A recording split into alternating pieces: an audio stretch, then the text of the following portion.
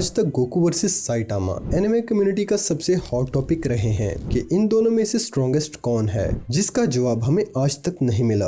However, आज के time period में दो कैरेक्टर्स ऐसे हैं जिनका fan base in old god से भी ज्यादा बड़ा बन चुका है। Yes, I am talking about Satoru Gojo, the prodigy of JJK and Jinwoo the shadow monarch. No doubt के ये दो कैरेक्टर्स जेन जी के मोस्ट फेवरेट एनिमे शोज के मोस्ट फेवरेट कैरेक्टर्स हैं। जब फैन बेस बड़ा होता है तो फैंस के दरमियान डिबेट्स का स्केल भी बड़ा हो जाता है, और इसी डिबेट को आज मैं एक बहुत ही अनबायस्ड वे में एक्सप्लेन करूंगा, जिससे तुम्हें रियलाइज होगा कि गोजो और जिनवू का कोई कंपैरिजन बनता ही नहीं है।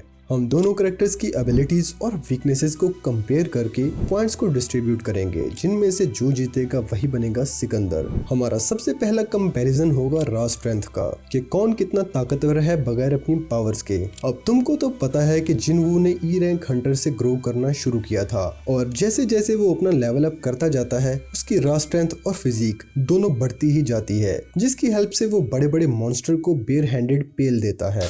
और हाँ, लड़कियां भी इम्प्रेस करता है। लेकिन दूसरी तरफ गोजो फिजिकली इतना स्ट्रॉन्ग नहीं है, जिसकी वजह से उसे हेवीली अपनी कर्स टेक्निक्स पर रिलाई करना पड़ता है। क्योंकि अगर तुम लॉजिकली सोचो तो अगर गोजो के पास जिनवू जैसी रॉ स्ट्रेंथ होती तो क्या वो तोजी से कभी हारता? So the first point goes to Jinwoo. हमारा दूसरा पॉइंट है स्पीड एंड रिफ्लेक्सेस, जिसमें आई एम श्योर कि तुम्हें लग रहा होगा कि स्पीड के मामले में तो जिनवू का कोई मुकाबला ही नहीं। But here is a twist. No doubt कि जिनवू अपने स्टैट बूस्ट की वजह से बहुत फास्ट असैसिन टाइप हंटर है, लेकिन गोजो की 6 साइज के सामने जिनवू की स्पीड बिल्कुल बेकार है, क्योंकि गोजो की 6 साइज एनिमे के अंदर बहती कर्स्ट एनर्जी के फ्लो को बहुत आसानी से देख सकती हैं, जिससे गोजो जिनवू के सब अटैक्स को पहले ही प्रेडिक्ट कर सकता है और रिटेलिएट भी कर सकता है।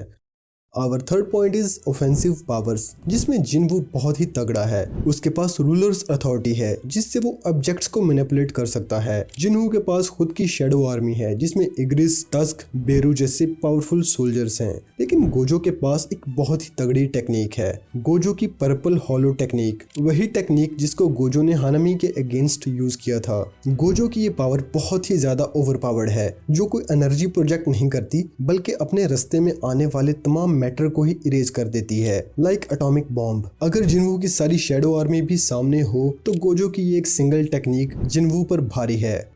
Our fourth point is healing and regeneration. इस पॉइंट में तो गोजो और जिनवू का कोई कंपैरिजन बनता ही नहीं है। अगर तुम्हें याद हो तो जिनवू अपनी बॉडी को इंस्टेंटली हील करने के लिए सिस्टम पोशंस का भी यूज कर सकता है, और शैडो मोनार्क बनने के बाद तो भैया के पास इंस्टेंट हीलिंग पावर्स आ चुकी हैं। मींस के अगर जिनवू मरने के बहुत करीब भी होगा तो उसका शैडो मोनार्क स्टेटस उसे वापस रिवाइव कर देगा। लेकिन अगर इसको गोजो से कंपेयर करें तो गोजो अपनी रिवर्स कस टेक्निक से अपने बॉडी टिश्यूज को तो रीजनरेट कर सकता है, लेकिन इस प्रोसेस में उसे बहुत टाइम लगता है और फोकस भी करना पड़ता है। सो गोजो रीजनरेशन तो कर सकता है, बट जिनवू के लेवल की नहीं। So our clear winner is Jinwoo. हमारा फिफ्थ पॉइंट है डिफेंस, जिसमें जिनवू के पास अपनी आर्मी के अलावा कोई सॉलिड डिफेंस टेक्निक नहीं है, और गोजो भैया के पास इन्फिनिटी है, जो कि उसे लिटरली अनटचेबल बना देती है। अगर तुम गलती से ये सोच रहे हो कि इग्रिस वगैरह गोजो की इन्फिनिटी को पेनिट्रेट कर सकते हैं तो सोचना भी मत। पता है ना कि हानामी के साथ क्या हुआ था।